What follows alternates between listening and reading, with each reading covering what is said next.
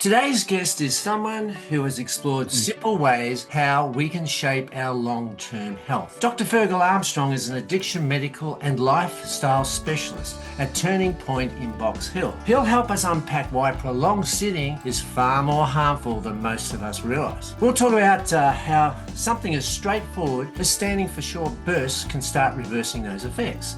Why even fidgeting has more scientific merit than you might expect, and what powerful physiological benefits activities like walking, running and cycling offer that sitting simply can't. I'm Ian Bunston. Welcome to Monday Matters. Welcome, Ferghal. Always an honour to have a chat with you. Great to be here. Thank you. Ferghal, why is prolonged sitting considered harmful, and what are some of the most surprising health benefit risks linked to a sedentary lifestyle? Yeah. So, first of all, we need to understand the kind of the history of how we develop this knowledge, and it goes back to the bus conductor study done in the 1960s in London. And they looked at bus drivers and compared them with bus conductors. And the thing about bus conductors is they were walking up and down the buses all day long and they were on their feet all day long. Whereas the bus drivers were sat all day long driving the bus. And what they found was that the bus drivers had more obesity, had bigger waistlines, and had more cardiovascular disease risk and more cardiovascular disease mortality. And they also, and so from that, they found the same kind of relationship between sitting versus just being active as part of your work. They found that in many, many job roles, comparing sedentary workers with people who were on their workers who were on their feet. And what we know now is that sitting in and of itself is associated with significant health risks. Now, a lot of people think that you can exercise your way out of sitting. So, for instance, a lot of people will say to me, "Oh, look, I go to the gym every day. I go to for an hour every day in the gym, right?" So, but what do they do for the rest of the 23 hours of that day? If they spend their life sitting or lying in bed, the rest of the 23 hours, they will develop the following health problems, which I'm going to go into, despite the fact that they exercise rigorously and vigorously for an hour a day. What I'm trying to say is, the harms of sitting are not overcome or mitigated by exercise for an hour a day, right? And these harms are, number one, it affects your cholesterol. Number two, it affects your risk of diabetes and your insulin sensitivity. Number three, it affects your bone health. And number four, it affects your vascular reactivity, which then predispose. And if you don't have vascular reactivity, which is a measure of how flexible your arteries are, your arteries harden and stiffen, and that becomes a risk factor for ischemic heart disease and also stroke. And remember, these problems are not mitigated by exercising for an hour a day. So we then need to introduce to our conscious awareness this concept of the active couch potato. Even though you're active doing exercise for an hour a day, you're still a couch potato and you are still at risk of developing significant harms because you're sitting for 23 hours a day. Now that begs the question, well, what kinds of sitting are there? We now know that there are different kinds of sitting. The worst kind of sitting is sitting after dinner in front of the TV. That is really harmful for you.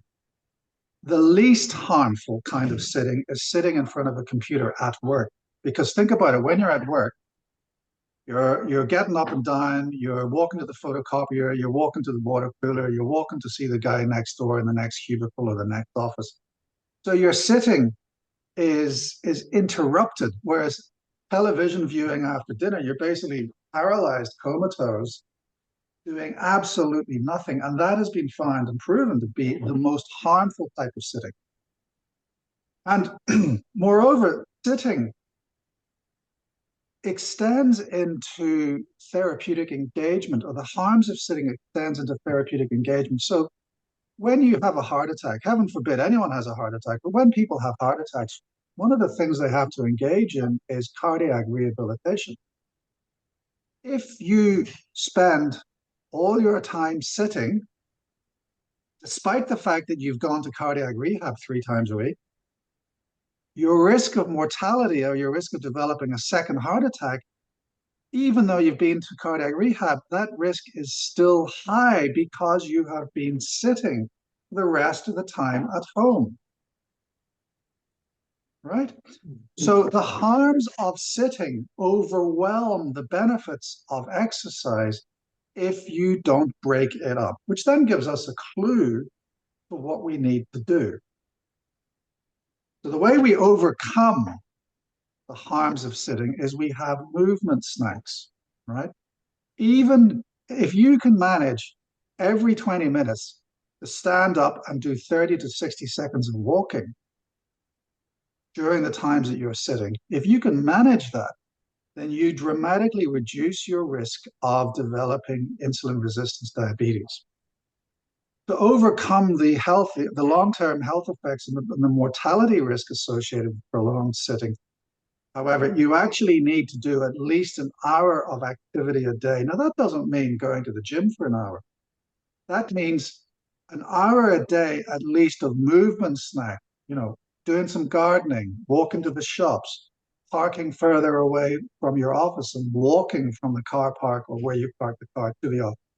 All of that time accumulates. But you need to disperse, you need to break up the sitting. Because if you don't break up the sitting, then you become vulnerable to the risks of chronic health problems, which are not mitigated or ameliorated by going to the gym for an hour a day. And So, remember, those are high cholesterol, poor glucose control and the risk of diabetes, the risk of osteoporosis, and poor vascular reactivity.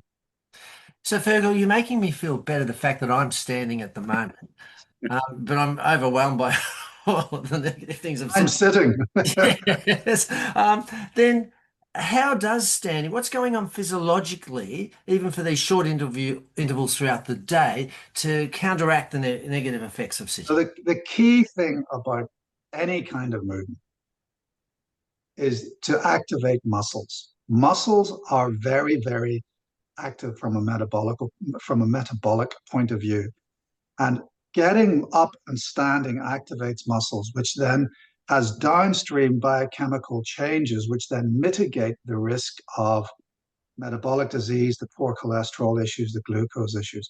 And bone is actually very metabolically active. So, if we sit all the time, the cells in our bone that lay down bone, they wither. But if we're moving constantly, we're putting weight loads through our bones, and that activates the bone cells that lay down bone to keep churning over and to keep active. So we're preventing these health risks. The key thing is to activate your muscles. Now, before I talk about the specific, one key fact in terms of standing, compared to people who sit all the time, if you stand for 2 hours a day, you reduce your risk of cardiac mortality by I think 20 to 40% compared to someone who doesn't stand all day, so someone who just sits around and is a complete couch potato. But it's better than that. I want to introduce the concept of fidgeting. Fidgeting is another way of activating muscles.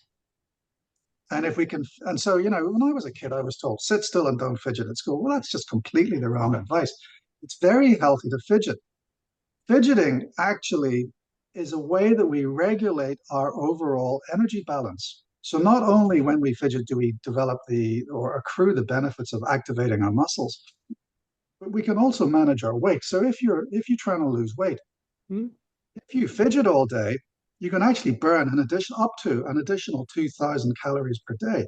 Now, on average, you burn about 300 to 400 calories a day compared to non-fidgeters. But people who really fidget and deliberately fidget can burn an additional 2,000 calories a day. So fidgeting is part of our energy balance control. So yes, I resonate with you. I used to hear that, would you stop fidgeting, Ian, as a young kid growing up. And I'm just wondering, do I see adults fidgeting today? Like, I'm not sure if I do, but can you give me an example? What does it look like fidgeting? What am I doing right now? You're moving back and forth, you're rocking. I know, like year 10 That's boys like fidgeting. rock back on their chairs in school. Yeah, And that's it sounds fidgeting. Tapping your toe, right. or wiggling your knee. That's fidgeting.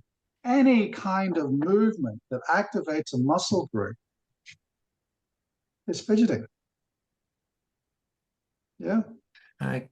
Okay. Right now I'm just sitting rocking my chair. That's fidgeting. That's burning calories. That is activating my muscles and reducing my risk of metabolic diseases downstream.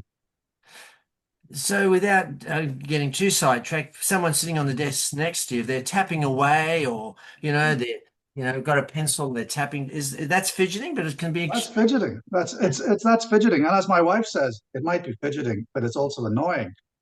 But I mean, I say to her, it is absolutely essential for long-term health that people who fidget continue to fidget.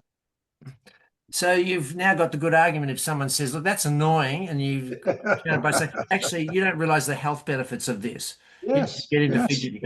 yes. Okay. Right. Well, let's move on. What physiological benefits does walking and running, Right. and dare I say, cycling and these other swim, Yeah, yeah, going to add to provide that sitting simply can't? yeah. Quickly can people start noticing changes with this? Right. So, okay. So we've talked about the harms of sitting, the benefits of fidgeting, the benefits of standing, reduced cardiac mortality. Let's talk about the benefit of walking, right? Now, we need to think about the step count, right? So, I mean, everyone's heard of the 10,000 steps per day, right? And the reason why that is penetrated into our brains is because the first ever step counter that was built by a Japanese company called Yamasa. And Yamasa produced the Manpo Kai step counter. And in their advertising campaign in the Japanese script, the figure for a walking man was very or is very similar to the character for Lucky and also the character for 10,000. And so they put in their advertising campaign, you need to walk 10,000 steps per day. And that's why we have this culture of 10,000 steps. But the evidence is slightly nuanced compared to that. So, compared to people who only walk 4,000 steps a day, if you walk 8,000 steps, so if you double your walking, you reduce your risk of dying by 50%, but you also reduce your risk of depression, obesity, sleep apnea, reflux disease, a range of metabolic health disorders just by going from 4,000 steps a day to 8,000 steps a day. If you go from 8,000 steps a day to 12,000 steps a day, you reduce your risk of dying. Sorry, if you go to 12,000 steps a day compared to someone who only does 4,000 steps a day, your risk of mortality is reduced by 65%. So the benefits of walking are fabulous. So I don't actually believe in slavishly looking at a step counter. I just believe in trying to be active as much as possible all day long. Yeah. Think to yourself, do I really need to sit or have I been sitting for more than 10 minutes? Get up and walk, do some steps. If you can get to 8,000 steps a day, you have accrued significant health benefits. Now, then we move on to this concept of aerobic exercise, deliberate muscle activity. Now, the benefits of deliberate activity have kind of been known earlier than the benefits of not sitting, etc. So we all know that exercise reduces cardiac mortality. We should be aiming for about 150 minutes of moderate intensity exercise a week. And so that looks like 30 minutes, 5 days a week of brisk walking. And I define brisk walking as walking fast enough that you can still talk, but you cannot sing. So it is brisk. And other ways of doing it is another way of defining it is walking more than 3 miles per hour. And if we can do that, we develop a whole range of benefits and basically around our aerobic capacity, our mental health, our our metabolic health, our risk of heart disease, et cetera, et cetera. Now, here's an interesting thing about walking or exercise, rather. Exercise is a better antidepressant than antidepressants. I'll say that again. Exercise is a better antidepressant than antidepressants. Antidepressants for most people don't work. All they do is give people side effects. And we know that exercise is far better at treating mild to moderate depression for most people than a pill. If we can, you can also, in terms of the guidelines for exercise, you can also, if you can reduce the time that you have to exercise if you move to vigorous activity. So vigorous activity is things like cycling or aerobics or water polo or heavy digging in the garden. And if you do that, you only have to do it for 75 minutes a week, which is 15 minutes 5 times a day, 5 times a week. And if you do that, then you meet the benefits of the exercise. And those are the guidelines that are set down by the Australian government. That's what we should all be doing it. But additionally, we should all be doing resistance training. That includes everyone up to the day that they die, to the day that we all pass on. We all should be doing resistance training at least twice a week. And if you're over 65, you should be doing balance training, Tai Chi, yoga, Pilates, something like that, 3 times a week. Now, Fergal, people who'll be listening to this, they might be very inspired and they'll go out today and tomorrow and get right into it, get themselves really pumped up and going. But then when it gets into the second and third and fourth week, things, wane off. Yeah. So what strategies can we employ to keep it consistent and keep it going? Yeah, that's a huge issue, isn't it? How do you get over middle sag effect? You We're veering off kind of the benefits of exercise more now to psychology now. So if bear with me, but you have to have you have to understand your why. So why am I going to do this? What reason do you have to want to get more healthy? You then have to understand that you don't have to actually buy an expensive gym membership or pump iron 5 days a week in an expensive gym. All we're talking about is going for a walk every day, at least 5 times a week, right? Or at least a total of 30 minutes. Now, the best way of doing that is to get a dog. I have to walk the dog twice a day. And, I'm pretty sure just on walking the dog alone that I meet my minimum exercise requirements. Everything else that I do on top is a bonus. So you've got to understand the why. The reason for you to exercise has got to be yours. You then also have to have milestones. You have to celebrate milestones. So a lot of people I recommend having a star chart for. I have something on them on my fridge door. And every time I go and do my minimum exercise, I get a tick on my star chart. And when the end of the week comes, if I've got 5 out of 7 ticks, well, I get a prize. That might be a cup of coffee somewhere, somewhere nice. It might even be a sticky bun in a cafe. But it is a psychological tool to actually increase motivation. Having increased motivation, you then got to reduce friction. And so friction, sand in the gearbox, all those tiny little reasons why you can justify it to yourself. You don't need to do any of this exercise. Get rid of them. So for instance, put your walking shoes and your walking clothes right at the end of the bed every time you wake up. Go to bed early enough so you can get up early enough to actually go and walk. You've got to make, it doesn't happen on its own. You have to make lifestyle changes throughout your entire day to accommodate a change in your routine. And lastly, do it with someone else. Get an accountability buddy. Well, Dr. Ferghal Armstrong, addiction, medical and lifestyle specialist at Turning Point in Box Hill. Thank you so much for leading our discussion this morning about the evils of sitting and the benefits of sitting, standing, fidgeting, and walking. We really appreciate you leading our discussion today, Fergal, and having you back again at Monday Matters. Pleasure to be here. Thank you.